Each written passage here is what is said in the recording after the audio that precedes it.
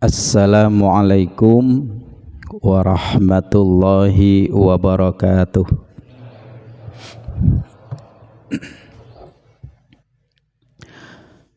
Alhamdulillahilladzi hadana li hada wa ma kunna linahtadiya laula an hadanallah.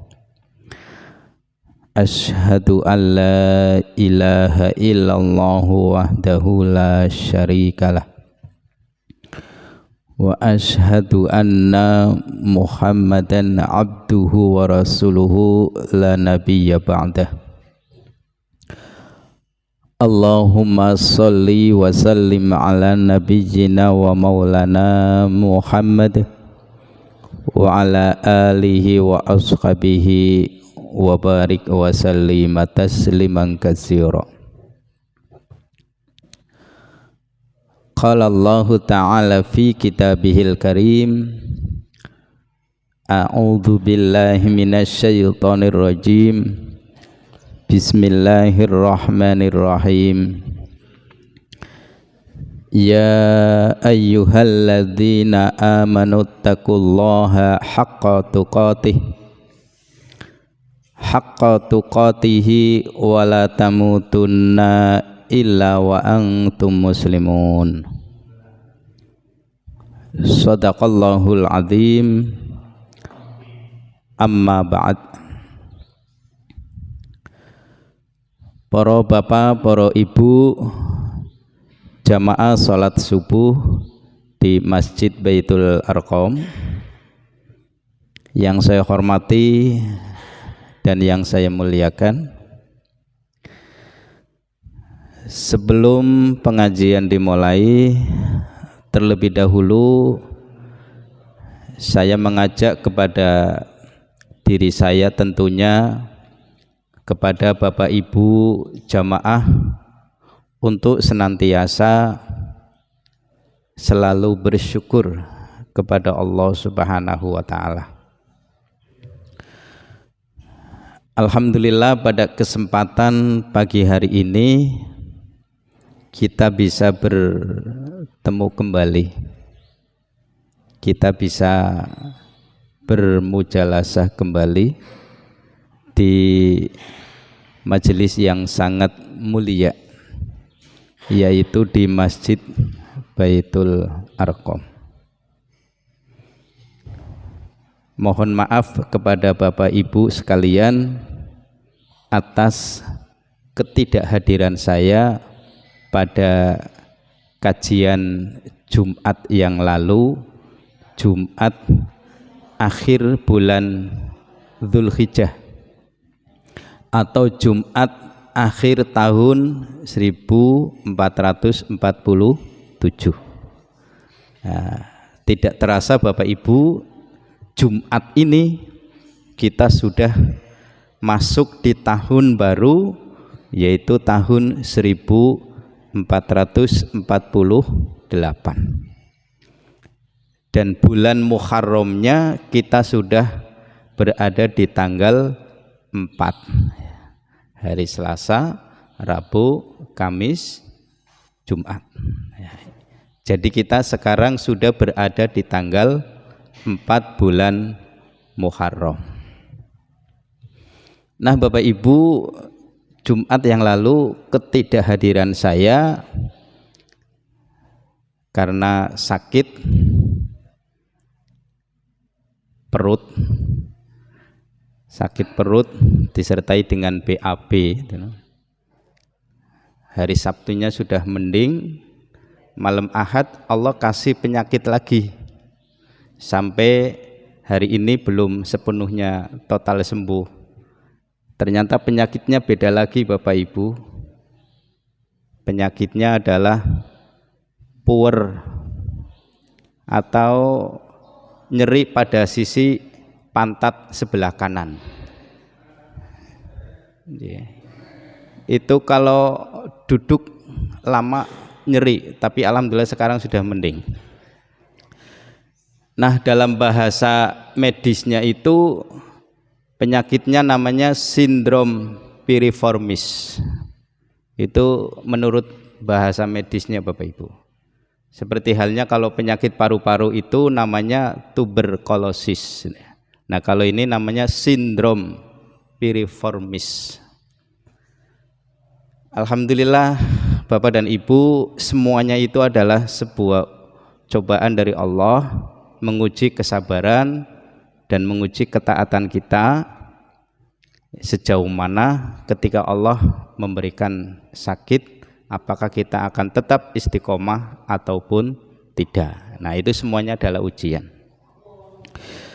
Salawat dan salam mari kita sampaikan kepada junjungan kita Nabi Muhammad sallallahu alaihi wasallam, Rasul yang kita jadikan sebagai suri tauladan, sebagai contoh untuk kita kehidupan dunia menuju akhirat. Bapak Ibu, kajian kita untuk pagi hari ini untuk sementara waktu kita tinggalkan tentang hadis-hadis arba'in. Ya, kita ngaji terkadang menyesuaikan dengan keadaan. Saat ini adalah tahun baru Islam. Jadi kita ingin bicara tentang tahun baru Islam. Malam Ahad yang lalu saya ngaji di Masjid Al-Istiqomah, dengan tadi sore ngaji bersama ibu-ibu Aisyah. Kita sudah menyampaikan perihal tentang sebelum adanya tahun Islam, ya. Sebelum adanya bilangan tahun Islam, sejarah sebelum ditetapkannya tahun Islam. Nah, untuk kesempatan kajian pagi hari ini yang ingin saya sampaikan adalah perihal tentang apakah hukum, ya, merayakan tahun baru Islam. Kemarin waktu hari Senin malam Selasa masuk ke penanggalan 1 Muharram. Berarti kalau 1 Muharram itu berarti masuk ke penanggalan tahun baru, ya. Kita menyaksikan bersama bukan saja di desa Grinting, tetapi juga di desa-desa lain itu merayakan tahun baru Islam. Dan ternyata Bapak Ibu, tanggal 1 Muharram kemarin itu ada perbedaan. Bapak Ibu mungkin sepintas kilas tidak memperhatikan, ya, bahwa 1 Muharram kemarin itu ternyata ada perbedaan. Menurut kalender Muhammadiyah, bahwa 1 Muharram itu jatuh pada hari Selasa, bertepatan dengan tanggal 16 Juni 2026. Ternyata saudara kita itu menetapkan 1 Muharram itu di hari Rabu, tanggal 17. Nah, disinilah Bapak Ibu, ketika terjadi perbedaan 1 Muharram, alhamdulillah tidak terjadi satu, ya, biasanya kalau ada perbedaan kan agak, ya, sedikit ada gesekan atau ada apalah, ya, anteng-anteng saja begitu. Ya, kita bersyukur, ya. Tapi ketika terjadi 1 Syawal atau terjadi perbedaan 1 Dzulhijjah yang pada akhirnya di 10 Dzulhijjahnya hari raya Idul Adha, itu pasti akan berbeda. Ini yang mungkin agak ramai, ya. Nah, masyarakat secara keumuman pun ternyata tidak begitu memperhatikan, ya. Jadi alhamdulillah kebanyakan masyarakat kita 1 Muharram itu mengikuti kalendernya Muhammadiyah. Nggak ada di situ, jangan pawe ta'aruf di malam Selasa gitu, besok aja di malam Rabu, kan nggak ada, ya. Mereka itu mengikuti kalender kita, 1 Muharramnya itu di hari Selasa. Nah, Bapak Ibu jamaah rahimakumullah, hadani Allah wa yakum. Kita kembali kepada persoalan ketika terjadi pergantian tahun, dalam hal ini adalah tahun baru Islam, ditinjau dari sisi hukum fikihnya, gitu ya. Itu apa? Dibolehkan apa tidak? Kan begitu.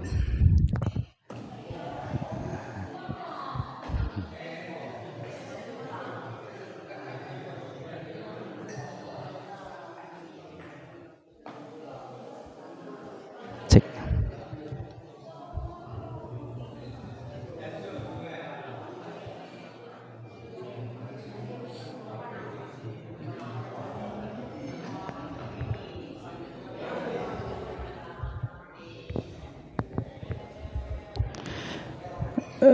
Bapak dan Ibu jamaah rahimakumullah, hadani Allah wa yakum. Kita lanjutkan. Kalau dilihat dari kaidah usul fikih bahwa semua bisa kita perbuat sampai kemudian ada hukum yang melarangnya. Ya. Jadi apa-apa Bapak Ibu boleh kita perbuat, boleh kita lakukan sampai kemudian ada hukum yang melarangnya. Artinya bahwa merayakan tahun baru Islam itu hukumnya adalah mubah,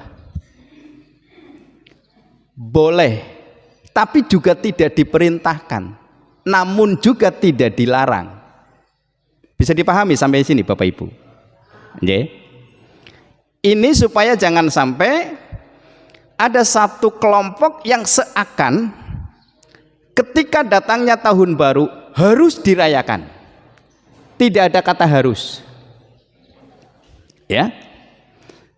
Jadi kalau kemarin ada pawai ta'aruf, kebetulan Masjid Baitul Arqam tidak mengirimkan utusan untuk ikut dalam peserta pawai ta'aruf, itu tidak menjadi satu gunjingan yang tidak ada perintah khusus. Tapi kalau kemudian kita mengikuti perayaan pawai ta'aruf pun tidak ada masalah, silakan, boleh-boleh saja. Yang menjadi persoalan, nah ini yang menjadi persoalan Bapak Ibu. Yang menjadi persoalan itu adalah kalau kita menyelenggarakan perayaan datangnya tahun baru Islam, bentuk perayaannya, cara kita merayakannya, inilah yang menjadi satu perhatian. Bentuk atau cara kita merayakan seperti apa? Ya. Maka ini nanti kalau salah, nggak sesuai dengan Islam, maka akan menggiring ke perbuatan dosa. Tapi kalau bentuknya menjadikan masyarakat Islam itu akan lebih memahami tentang Islam, maka bisa jadi mengarah kepada kebaikan. Nah Bapak dan Ibu, kalau merayakan tahun baru Islam dengan bentuk-bentuk acara pawai ta'arufnya, pawai yang biasa lah ya. Ya mungkin sambil jalan baca sholawat, sambil jalan ada kreasi apalah gitu. Mungkin kalau mau bikin sesuatu ya sesuai dengan Islam. Bikin kitab suci Al-Quran miniatur, bikin masjid, misal, ini saya lagi bicara misal. Barangkali itu masih dibolehkan. Lawang perayaan tahun baru Islam kok yang dibikin ogo-ogo? Ini kan nggak nyambung Pak.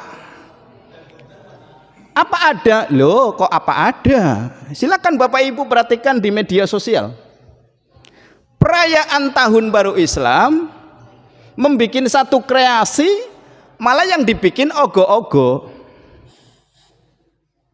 Ogo-ogo itu kan bukan budaya kita Islam. Dibikin lalu diarak, dibacain sholawat, kan nggak nyambung. Ini sekedar ya satu koreksi lah ya. Enggak nyambung Bapak Ibu. Jare anake nyong hari ngomong jaka sembung, tidak nyambung gitu ya. Lalu kemudian dalam perayaan itu diiringi dengan musik dangdutan, lalu nari enggak kendali ya. Ada yang pakai itu apa, bikin api ya, mulutnya ada minyak bakar, kemudian gitu ya, akhirnya sampai membakar dirinya, itu juga ada. Itu satu acara yang menurut saya itu kurang pas dalam penilaian Islam. Itu sudah kebablasan, sudah berlebih-lebihan. Tentu tidak demikian Islam cara merayakannya.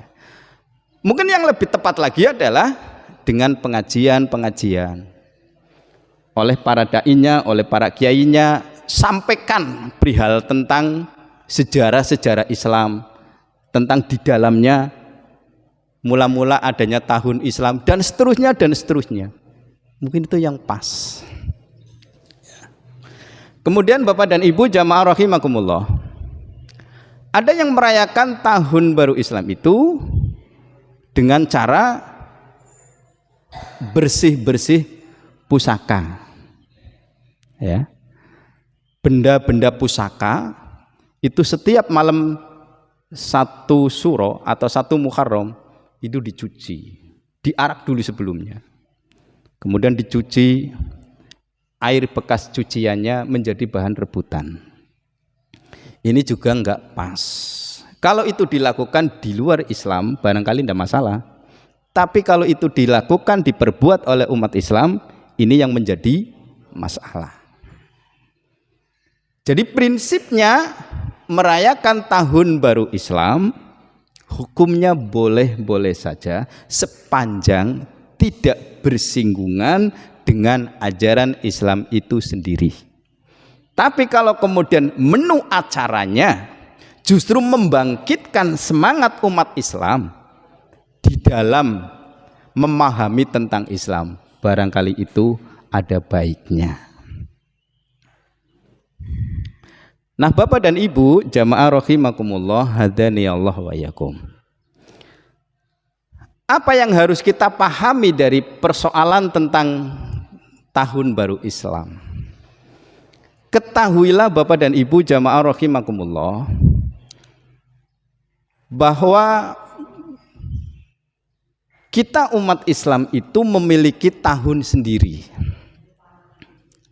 Difahamkan kepada masyarakat Islam dengan adanya kita diingatkan satu Muharram, maka menjadikan umat Islam itu lebih suka dan lebih senang menggunakan kalender Islam di samping ada pendampingan kalender Masehi. Saya tidak mengatakan tidak boleh menggunakan kalender Masehi, sangat-sangat boleh. Tapi tidak melupakan menyandingkan kalender Islam di dalam penempatan sebuah agenda acara dengan kalender yang lain. Cuma masalahnya Bapak Ibu, kadang-kadang kita umat Islam itu dengan kalender Islam tidak digunakan, ya, tidak menggunakan kalender Islam. Maka saya di setiap pengajian mesti saya menyampaikan hari Jumat tanggal sekian itu untuk mengingatkan. Yuk, kalender Muhammadiyah itu kan besar Bapak Ibu. Di situ tertera bukan saja Masehinya tapi juga Hijriyahnya dicantumkan di sana. Mohon maaf, nek wong Islame jangankan menggunakan kalender Islam dalam sebuah acara-acara, dalam kehidupan sehari-hari, wong ngapalaken nama bulan Islam be ora. Leres Pak? Ya. Muharram, Safar, kemudian Rabiul Awal, Rabiul Akhir, Jumadil awal, Jumadil akhir, Rajab, Sya'ban, Ramadan, Syawal, Dzulqa'dah, Dzulhijjah.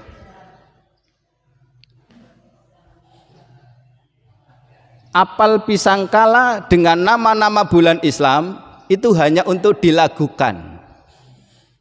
Ya. Saat dilakukan dia hafal, tapi dalam kehidupannya enggak.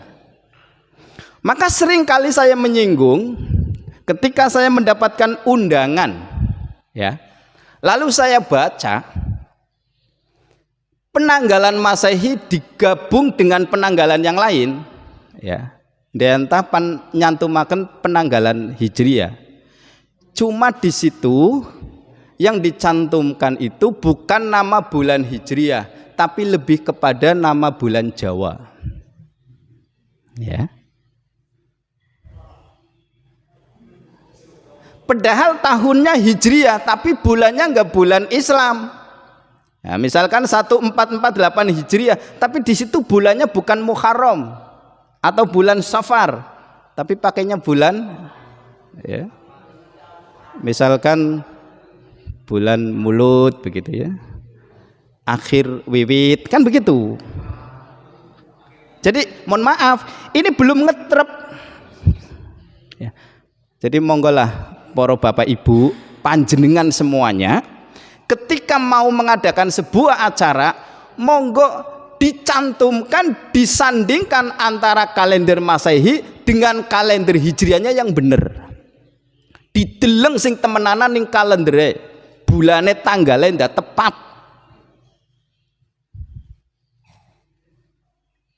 Ya wong pan tepat kebriben Bapak Ibu. Panjenengan kadang kalau mau ada acara cari hari di orang-orang tertentu yang tidak paham dengan kalender Islam. Sing tepat tanggal semene bulan Apit. Nah, gitu. Ya jenengane ya kelingane ya apite. Tapi yang sing rada cerdas kan kok dipaske karo kalender Hijriah tanggal pirang ngono kan dadi engko pas. Jadi Bapak Ibu, kenapa diperingati tentang tahun baru Islam? Mengingatkan kepada kita untuk kembali kepada kalender Islam. Mohon maaf, saya juga mungkin tak hafal dengan kalender Islam, tapi setidaknya ya, mempersandingkan kalender Islam dengan kalender yang lain. Jadi Islamnya itu kalendernya jangan ditinggalkan.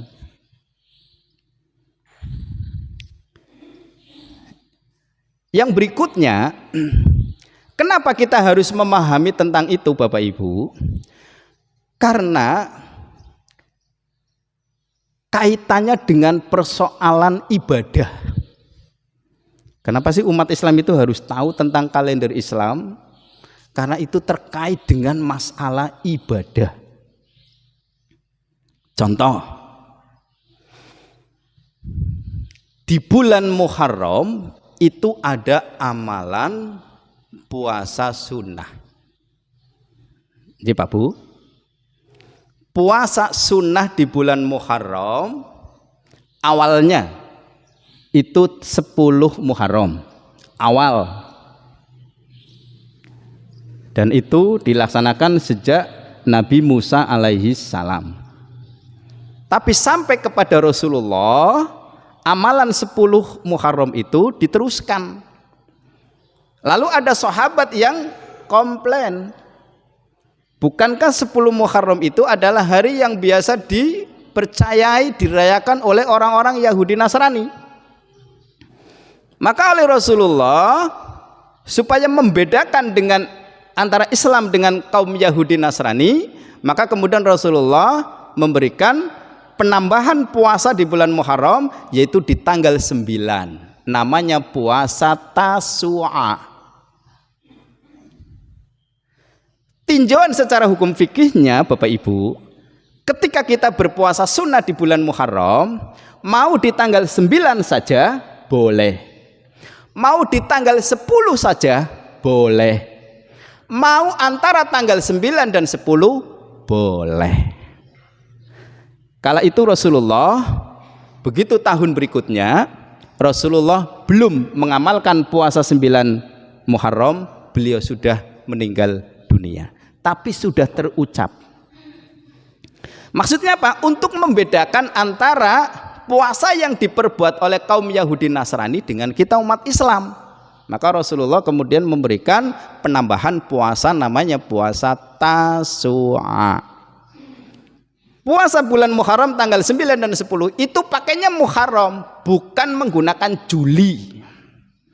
Atau menggunakan, kalau mungkin masih di bulan Juni, menggunakan bulan Juni. Itu tidak, tapi menggunakannya Muharram.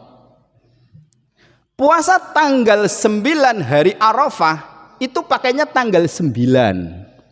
Ya, hanya nanti 9 Dzulhijjah itu bertepatan dengan tanggal berapa menurut Masehi.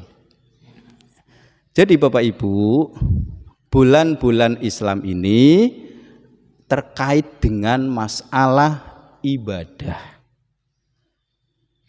Kita melaksanakan sholat sunnah Idul Fitri itu tanggal berapa, Bu? 1 Syawal, ya, menggunakan tanggal 1 Syawal, bukan tanggal 1 Februari misalkan, itu tidak, tapi 1 Syawal. Kita melaksanakan hari raya Idul Adha itu tanggal berapa? 10 Dzulhijjah, bukan tanggal 10 bulan Mei, tidak, tapi 10 Dzulhijjah. Ya, itu terkait erat dengan persoalan ibadah. Makanya umat Islam kenapa harus ngerti tentang kalender-kalender Islam, karena itu terkait dengan persoalan ibadah. Sudah, yang berikutnya ini saya ingin menyampaikan kepada Bapak Ibu kenapa kita harus memahami dengan kalender Islam, termasuk menggunakan kalender Islam. Yang pertama terkait dengan persoalan ibadah. Yang kedua terkait dengan sejarah Islam, Bapak Ibu. Ya, terkait dengan persoalan sejarah Islam. Ada apa dengan 10 Muharram? 10 Muharram diyakini sebagai hari di mana kala itu para nabi dan rasul ketika terbebaskan oleh penghalang-penghalang dakwah itu terjadi di 10 Muharram. Contoh, bertemunya Nabi Adam dengan Sayyidah Hawa itu konon di 10 Muharram. Terselamatkannya Nabi Nuh dari banjir itu juga di tanggal 10. Apalagi diselamatkannya Nabi Ibrahim dari kobaran api Raja Namrud itu juga di tanggal 10 Muharram. Dimuntahkannya Nabi Yunus atau Zunnun dari perut ikan hiu, ya, atau ikan nun, itu juga di 10 Muharram. Diselamatkannya Nabi Musa dari kejaran Fir'aun di Laut Merah itu juga konon di tanggal 10. Ini adalah sebuah sejarah. Kenapa umat Islam harus tahu dengan kalender Islam? Karena mengandung banyak sejarah. Kapan Rasulullah dilahirkan? 12 Rabiul Awal. Bapak Ibu ada yang tahu tahun berapa Rasulullah dilahirkan menurut kalender Hijriah? Kalau ada yang tahu saya kasih HP. Ya belum mau. Tahun Islam itu bukan dari zaman Rasulullah. Tahun Islam, bilangan Islam itu dimulai sejak kekhalifahan Umar ibnul Khattab atas usulan sahabat Ali bin Abi Thalib. Yang pertama kali mengusulkan tahun Islam dimulai dari bulan Muharram itu adalah sahabat Utsman bin Affan. Padahal Rasulullah ketika hijrah itu bukan di bulan Muharram, di akhir bulan Safar. Ini sejarah Bapak Ibu. Jadi Rasulullah itu ketika hijrah dari kota Mekah ke kota Yatsrib, kala itu namanya Yatsrib, itu bukan di bulan Muharram, tapi itu di akhir bulan Safar. Tapi atas dasar usulan sahabat Utsman bin Affan bahwa bulan pertama di tahun Islam itu adalah bulan Muharram. Itu usulannya Utsman bin Affan. Yang mengusulkan adanya bilangan tahun itu adalah sahabat Ali bin Abi Thalib. Terjadi di Khalifah Umar bin Khattab. Lalu ditarik 1 Hijriahnya sejak Rasulullah hijrah. Kala itu ada yang mengusulkan dimulai dari ketika Rasulullah lahir. Tidak ada yang nerima. Tapi ketika Hijriah lah itu baru banyak diterima. Kapan Rasulullah melaksanakan Isra Mi'raj? Ya, ini kita bicara sejarah saja ya, terlepas dari perbedaan pendapat. Itu pada tanggal 27 Rajab. Kapan Rasulullah pertama kali menerima wahyu? 17 Ramadan. Jadi terkait erat dengan sejarah Islam. Mengapa kemudian umat Islam itu harus paham dengan kalender Islam? Yang berikutnya, Allah menciptakan 12 bulan. Lalu dari 12 bulan itu ada 4 bulan yang dimuliakan. Ada 4 bulan yang dimuliakan. Apa 4 bulan yang dimuliakan?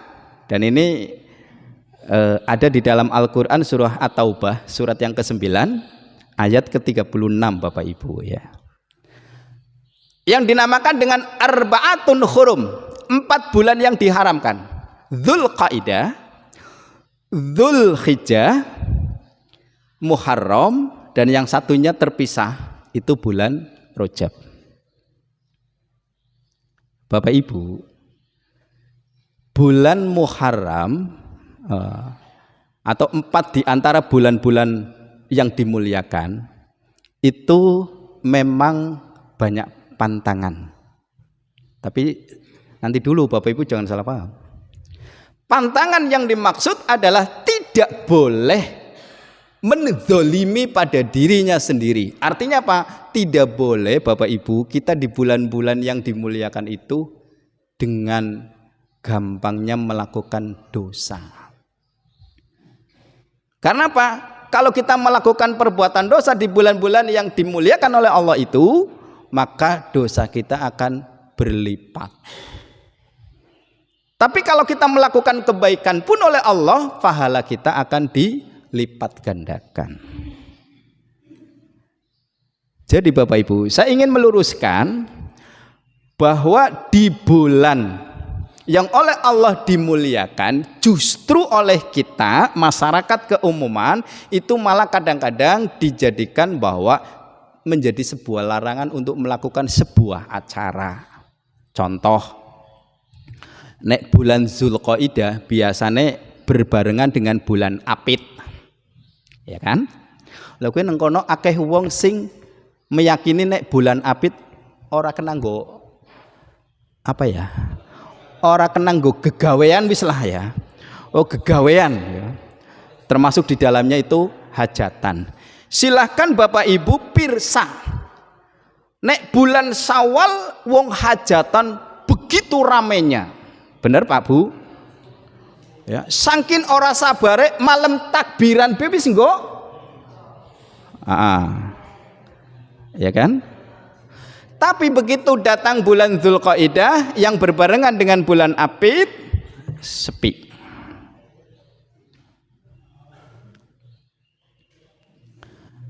Begitupun dengan bulan Dzulhijjah. Wah, bulan Dzulhijjah itu orang hajatan dari tanggal 10 hari raya Idul Adha itu sampai akhir Dzulhijjah. Kayak apa wong hajatan Bapak Ibu. Tapi begitu plenong Muharram, ya. Saya tegaskan kepada Bapak Ibu yang ikut ngaji atau siapapun lah yang mendengarkan, silahkan di bulan Muharram, ya, panjenengan melaksanakan hajat apapun boleh, ya. Kecuali begini Bapak Ibu, aku menghindari hajatan di tanggal 9 dan 10. Alasannya Pak, lagi podo puasa sunnah, itu bagus, ya. Malah kadang-kadang lagi nggak puasa sunnah malah untuk acara itu, ya. Bapak Ibu, ini kan baru tanggal 4. Panjenengan putune pan ngelamar, silahkan. Engko ngenteni sawise 10 Muharram, enggak usah, ya. Kalau sekarang sudah siap silahkan. Nyong pan nyunati anak kene tanggal 4 atau besok tanggal 5 Suro Muharram, boleh enggak? Boleh, silahkan. Wong Pak Haji Castro ini kayak siap ya sih, ya, silahkan. Nyong pan nikahaken lare kene tanggal semene, boleh ndak? Boleh, ya. Justru di 4 bulan yang dimuliakan ini adalah bulan-bulan yang bagus, bulan-bulan yang baik, tapi kadang-kadang malah bertentangan dengan keyakinan masyarakat pada keumuman, ya. Tapi alhamdulillah saya dapat atur-atur untuk menerima sarahan dan walimahan justru di tanggal 4 dan 5 bulan Muharram. Ning jero atine nyong iki berarti orang nganggo keyakinan-keyakinan sing macam-macam. Ada Bapak Ibu, ya, ini nanti pada sholat Jumat nerima sarahan dan malamnya walimahan. Oh, ternyata ini orang enggak. Padahal itu bukan, mohon maaf, bukan orang Muhammadiyah itu. Masyarakat umum, tapi kemungkinan alhamdulillah. Nah Bapak dan Ibu jamaah rahimakumullah, kesimpulannya adalah dengan tahun baru Islam ini, ya, tentu kita diperingati setiap tahun, menjadikan kita umat Islam untuk lebih memahami dan menggunakan kalender Islam, ya, bukan hanya untuk rame-rame belaka, tidak, tapi benar-benar dipahami dan digunakan dalam kehidupan sehari-hari. Yang berikutnya, buanglah mitos-mitos, buanglah kepercayaan-kepercayaan yang tidak ada di dalam Islam, ya, buang. Kita kembali kepada akidah Islam kita yang sebenarnya, ya. Nah Bapak Ibu jamaah rahimakumullah hadani Allah wa iyyakum. Yang terakhir Bapak Ibu, berkenaan dengan tahun baru Islam, kita jadikan sebagai untuk bermuhasabah. Apa Pak Bu? Bermuhasabah. Apa itu muhasabah? Muhasabah itu berasal dari kata hasab, hasiba, yahsabu, yang artinya perhitungan. Menurut KBBI, Kamus Besar Bahasa Indonesia, muhasabah itu artinya koreksi diri sendiri, ya. Jadi muhasabah itu artinya mengoreksi. Jadi nalika tekane tahun baru, termasuk tahun baru Islam, dijadikan sebagai bahan bermuhasabah, mengkoreksi pada diri kita sendiri. Kenyong umure wis 25, yen iya engko nyong enggal. Enggal apa kowe? Ya, itu dikoreksi. Bapak Ibu, ketika terjadi pergantian tahun, umurnya nambah. Ketahuilah sejatinya jatah umur kita itu berkurang.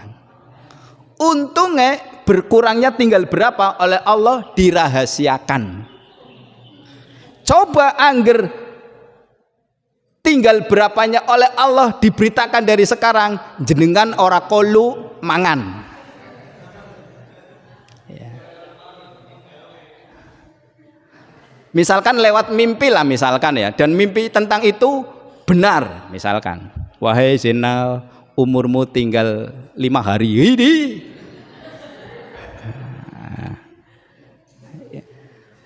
Untung Allah rahasiakan, tinggal berapa umur kita itu untung dirahasiakan. Ya, kalau diberitakan dari sekarang, wah, jenengan orang pelaur mancing melu pengajian. Kene orang ngaji, ora lah, delat maning. Tapi wis ora nana semangat nyambet gawe wis. Ngumah kur mikiri tok nyong kari. Begitulah Bapak Ibu jamaah rahimakumullah. Mudah-mudahan apa yang saya sampaikan pada kesempatan pagi hari ini banyak manfaat yang kita peroleh, ya. Mari kita akhiri kajian pagi hari ini seraya dengan membaca doa. Subhanakallahumma rabbana wa bihamdika asyhadu alla ilaha illa anta astaghfiruka wa atubu ilaik. Nasrun minallah wa fathun qarib. Wassalamualaikum warahmatullahi wabarakatuh.